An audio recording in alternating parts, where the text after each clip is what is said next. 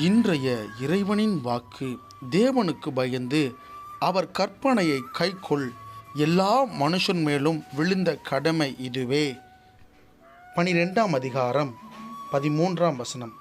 எனக்கு பிரியமான ஏனன்பு தேவஜனமே, ஆண்டவராகிய இயேசு கிறிஸ்துவின் நாமத்தில் இந்த கால வேளையில் உங்களை சந்திப்பதில் நான் மிக்க மகிழ்ச்சி அடைகிறேன். இந்த நாளிலும் இந்த வேத வசனத்தில் சொல்லப்பட்டது போலவே நாம் ஒவ்வொரு நாளும் தேவனுக்கு பயந்து அவருடைய கற்பனைகளை கைக்கொள்ளுகிற மனிதர்களை காணப்பட வேண்டும் பிரியமானவர்களே.